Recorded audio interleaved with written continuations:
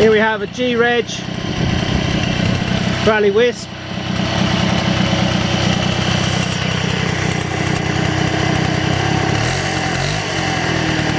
Running well. They need a restoration. So all that glitters isn't gold.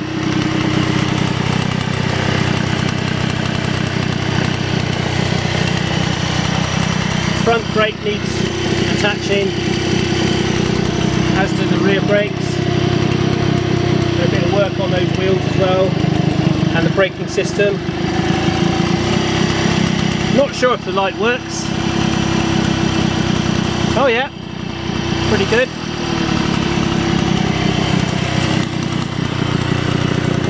And the rear one just needs the number plate straightening and the new cover.